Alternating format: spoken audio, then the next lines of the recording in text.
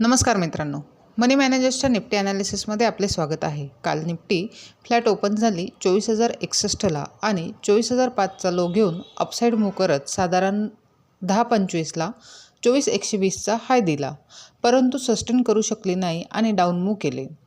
पाऊणच्या सुमारास 23,920चा लो बनवला आणि साईडवेज मूव्ह करत 24,978ला क्लोज झाली। एकंदरीत निफ्टीने 24,120वरून रिजेक्शन घेतलेले आहे आणि 23,900 होल्ड केलेले आहे। आता उद्यासाठी बघितले तर 5 मिनिट टाईम फ्रेममध्ये 24,050 आणि 23,900 या दोन महत्त्वाच्या लेवल्स आहेत।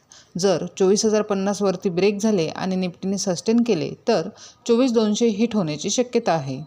तसेच जर 23,900 खाली ब्रेक झाले तर निफ्टी 23,800 तसेच 23,700 हिट करू शकते, परंतु 23,900 ते 24,050 हा नो ट्रेडिंग झोन असणार आहे। तसेच मंथली आणि वीकली एक्सपायरी असल्याने ट्रेड करताना काळजीपूर्वक करावा। अशाच निफ्टीच्या ॲनालिसिससाठी चॅनल सबस्क्राईब करा, तसेच व्हिडिओ लाईक आणि शेअर करा।